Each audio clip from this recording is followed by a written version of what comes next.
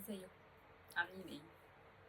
انا نرمين محي الدين، والنهارده هنقعد مع بعض قعده جديده من قعدتنا، قعده صحاب.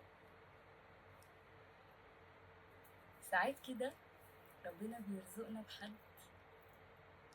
يقف جنبنا ويسندنا، حد بيبقى فعلا رزق من ربنا. بتبقى في وقت محتاج بس ايد تطبطب عليك، ده كل اللي انت محتاجه. في ناس مشهوره ان هي قويه، مشهوره ان هي عمود وسند لكل اللي حواليها. اهي الناس دي اكتر ناس تبقى محتاجه اللي يسندها.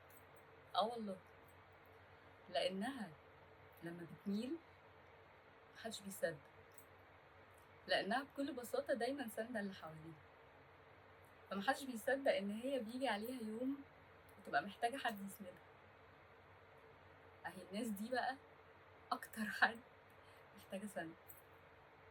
بس دول بقى ربنا ما بينساهمش هما كمان، وبيبعت لهم حد بيكون هو كمان سند ليهم.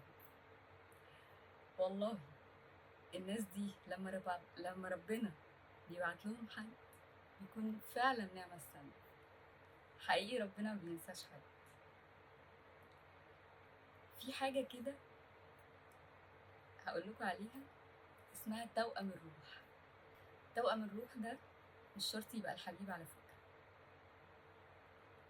هو أغلب الناس بتقوله على الحبيب بما إن هو يعني دلع بقى وكده وتوأم روحي وحبيب قلبي والجو ده، بس لأ مش شرط. توأم الروح ده بيبقى الإنسان القريب من القلب، بيبقى حد قريب منك تحس إن هو روحه شبه روحك، تحس إن هو بيفهمك. لو شافك هو عرف مالك، انت مش محتاج تقوله، مش محتاج تحكيله، ممكن تقعدوا سنين ما تتقابلوش، بس اول ما تقعدوا مع بعض من غير ما تحكوا كل الكلام بس بالنظرة عين.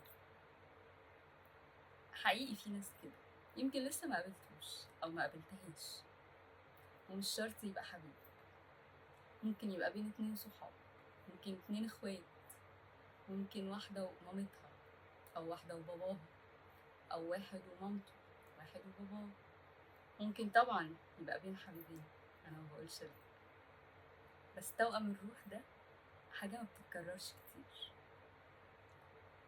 حاجة كده حد بيطبطب على روحك، حاجة كده مش بنلاقيها كل يوم، حد انت مش محتاج تحكيله، حد وجوده بس لوحده كده بيحسسك بالأمان والطبطبة.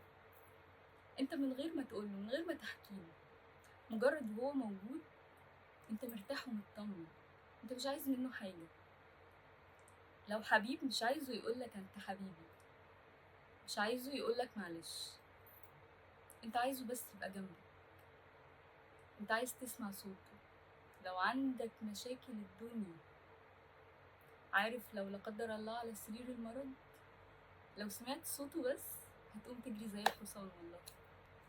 عارف لما تشوف حد وتحس ان هو قريب منك، بتحبه كده لله في لله، انت ما تعرفش انت بتحبه ليه، هتفضل تحبه سنين، وهيفضل بيفهمك من غير ما تتكلم، هيفضل من قلوب بتاعتك عارف انت مالك من غير ما تحكيله، هيفضل عارف اللي جواك، وانت كمان هتبقى عارف اللي جواك، هتفضل انت طول عمرك اقرب حد ليه، وهو طول عمره اقرب حد ليه.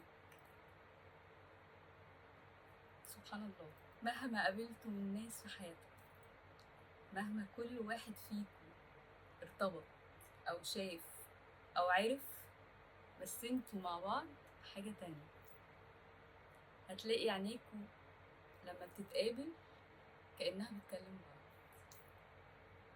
هتلاقي احساسكوا واصل لبعض، انت ممكن وانت في مكانك بتحس بيه وهو كان بيحس بيه، هتلاقي ان ارواحكم بتبعت لبعض رسائل. على فكرة انا مش بقول كلام في الهوا، حقيقي دي حاجات موجودة في علم الطاقة. أنا مش عايزة أدخل بيكوا في حاجات بره موضوعاتنا قوي، بس دي حاجة لو دورتوا عليها بجد هتلاقوها. وفي ناس كتير هتلاقيها جربت الكلام اللي أنا بقوله ده. في ناس كتير مننا عايشة الحالة دي بس مش فاهمة ايه ده، أو ما تعرفش يمكن اسمها. دي حاجة اسمها توأم الروح. توأم الروح ده أقرب حد الروح، أرواحنا شبه بعض. وعلى فكرة ربنا اللي قال كده، سبحان الله. دي بتبقى هدية من ربنا، مش شرط كلنا نقابلها في حياتنا، بس دي تأكد لو هي موجودة في حياتك إن هي هدية من ربنا ليك. حافظ عليها وما تسيبهاش تضيع من إيدك مهما حصل، ومهما ظروف قابلتك اوعى تضيع توأم روحك من إيدك، لأنه بيبقى مرة واحدة بس في حياتك، ما بيتكررش تاني. حافظ عليه وارجع له، لأنك مهما دورت عمرك ما هتلاقيه تاني. صدقني عمرك ما هتلاقيه تاني. ارجع له وهو مستني. كنت معاكم نرمين محي الدين في قعدة صحاب.